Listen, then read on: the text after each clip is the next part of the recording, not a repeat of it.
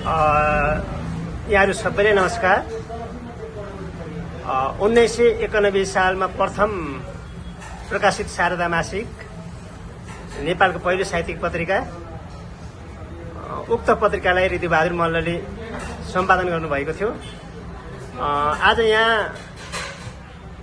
शारदाका सम्पादक विमल भौकाजी दाजु र आदरणीय साहित्यकार मेमराज राईज्यू हुनुहुन्छ। विशेष यहाँ आज हामीले एउटा सल्लाह गरेका छौँ।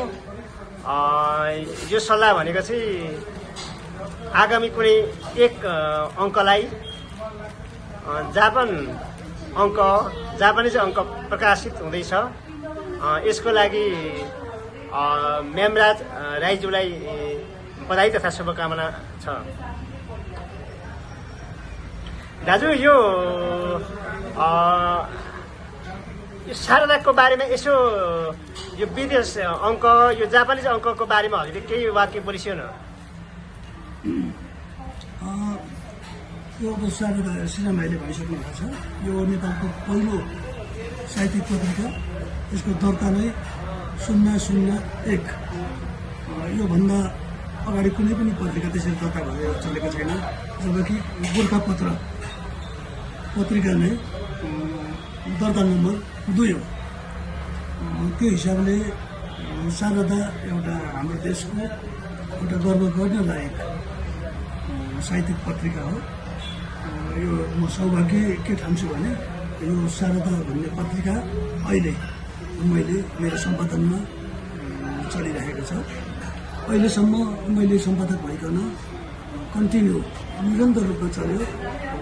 145औं अङ्क यो प्रेसमा छ। यो चाहिँ के हो भने बिचमा कोभिडको बेला पनि मैले बन्द गरिनँ। 200-300 प्रति भए पनि निकालेँ। अहिले पनि 400-500को हाराहारीमा यो प्रकाशित भइरहेको छ। यस बिचमा धेरैवटा विशेषाङ्क भन्न त अब सम्पादकको हिसाबले भन्नुपर्दाखेरि सबै पत्रिका जुन पनि अङ्क विशेषाङ्कै रूपमा हुन्छ। त्यो परिश्रमको हिसाबले भन्नु पर्यो भने सबै पत्रिका सबैसँग म्याटर लिने यो सम्बन्धित लेख रचनाहरू जति पनि छापेको छ सबै लिँदाखेरि यी चिजहरूको लागि जुन मेहनत गर्नुपर्छ त्यो कुनै पनि विशेषाङ्क गर्दा पनि परि नै हाल्छ। अर्को अर्थमा भन्ने हो भने चाहिँ विशेषाङ्क स्पेसल्ली कुनै ठाउँ विशेष कुनै विधा विशेष त्यो हिसाबले भन्दाखेरि चाहिँ यसलाई विशेषाङ्कको रूपमा भन्न सकिन्छ। यस बिचमा मैले विधागत रूपमा कथाको विशेषाङ्क, कविताको विशेषाङ्क, लघुकथाको विशेषाङ्क, त्यसका अलावा लेखकहरूको आफ्नै हस्ताक्षरमा लेखिएका गीतहरू, मुक्तकको विशेषाङ्कहरू पनि लेखिसकेको छ। यही सिलसिलामा हामीले स्थान विशेष पनि जस्तो सबभन्दा पहिले मैले अमेरिकाको नर्थ क्यारोलाइनमा विशेषाङ्क निक्लियो। त्यसपछि बेलायतका विशेषाङ्क निक्लिएको छ। पछि गएर क्यानाडाको विशेषाङ्क, त्यसपछि अस्ट्रेलिया विशेषाङ्क। यसको खास भन्ने हो भने विशेषाङ्क भनेको अर्थ चाहिँ ठाउँमा जुन स्थानमा जति पनि नेपालीहरू लेखकहरू बस्नुभएको छ उहाँहरूले लेख्नु भएको रचनाहरू हामीले जम्मा गरेर गर्ने र त्यही सिलसिलामा अब अहिले मेमराजीसँग हाम्रो विशेष भेटघाट यसमा अर्थपूर्ण छ कि हामी निकट भविष्यमै एउटा जापान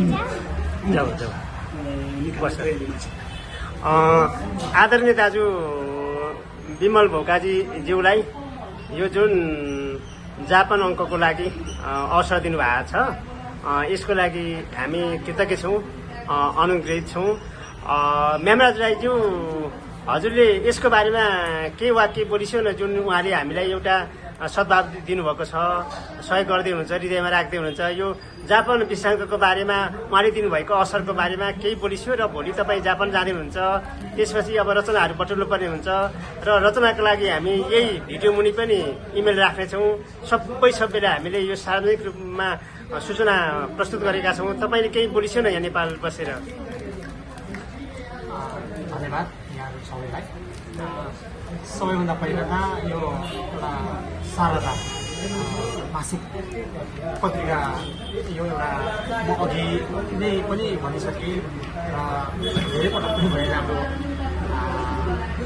यस ऐतिहासिक साहित्यिक पत्रिकाका सम्पादक आदरणीय विमल भौकाजी दाजु हुनुहुन्छ यहाँ।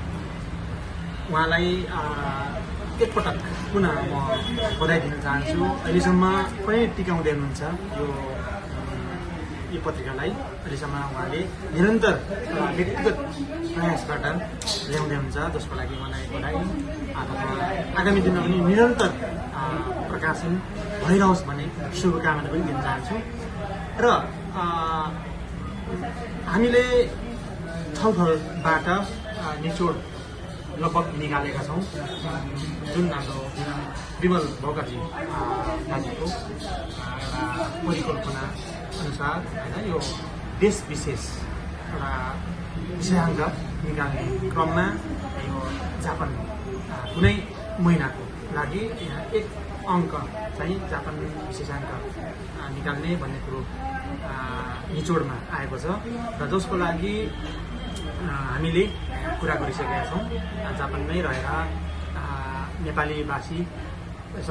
जापानवासी नेपालीहरू एउटा कर्मथलोको रूपमा रहनुभएका सम्पूर्ण साहित्य सर्जकहरूलाई समेटेर एउटा जापान विशेष निकाल्ने कुरा भएको छ र त्यसको संयोजनको रूपमा आदरणीय कथाकार हाम्रो क्रान्ति श्रेष्ठ दाजुलाई पनि हामी सम्झन्छौँ। उहाँ र मलाई पनि नाम दिनुभएको छ हाम्रो भौकाजी दाजुले, जसको लागि म एकदमै हार्दिक आभार प्रकट गर्दछु। र म चाँडै जापान फर्केपछि यो कार्यको लागि अगाडि बढ्नेछ यो काम अगाडि कसरी हुन्छ हाम्रो क्रान्ति श्रेष्ठ दाजुसँग फोन वार्ताबाट कसरी हुन्छ हामी अगाडि बढाउँछौँ र सम्पूर्ण साहित्य सर्जक साथीहरूलाई समेटेर कसरी अगाडि बढ्ने त्यो अनुसार हामी सल्लाह गरेर अगाडि बढ्नेछौँ।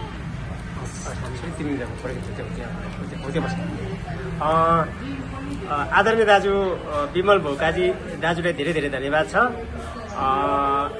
प्रिय मित्र हाम्रो मेमराज राईज्यूलाई पनि धेरै धेरै बधाई छ।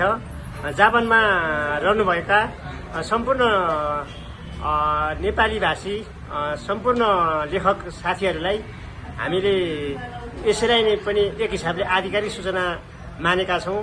तपाईँहरूलाई हामीले व्यक्तिगत रूपमा सम्पर्क गर्न सकेनौँ भने तपाईँहरूको मेसेजमा हाम्रो मेसेज आएन भने मेसेन्जरमा मेसेज आएन भने हामीले कल गर्न भ्याएनौँ भने पनि यसरी नै आधिकारिक सूचना मानेर तपाईँहरूले आफ्नो रचना पठाइ सहयोग गरिदिनु हुनको लागि हार्दिक अनुरोध छ। हस्, धन्यवाद।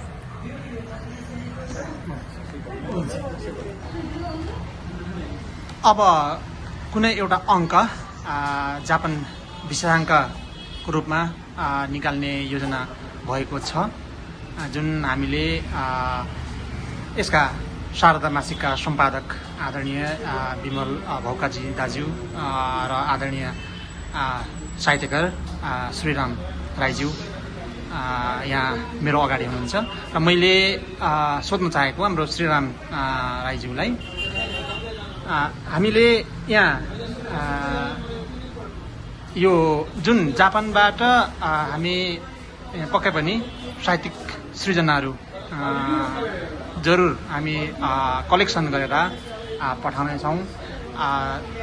त्यसलाई संयोजनको भूमिकामा हाम्रो श्रीराम राईज्यू रहनुहुनेछ र ती सायद यसमा मैले सोध्न चाहेको चाहिँ त्यसमा हामीले जापानबाट पठाइएको साहित्यिक सृजनाहरूलाई तपाईँले मूल सम्पादक विमल भौकाजी दाजु समक्ष तपाईँले कसरी पुर्याउनु हुन्छ? धन्यवाद साहित्यकार मेमराज राईज्यू। हजुरले नेपालमा पठाएको जुन रचना चाहिँ विशेष हाम्रो उहाँ आदरणीय दाजु विमल भौकाजी दाजुकै इमेल हामी यसपछि यो भिडियोमा तल लिङ्कमा हामी राख्नेछौँ र सबैले उताबाट पठाएको एकमुष्ट सृजनालाई चाहिँ तपाईँ मार्फत उहाँको इमेलमा पठाइदिएर सहयोग गर्नको लागि हार्दिक अनुरोध छ।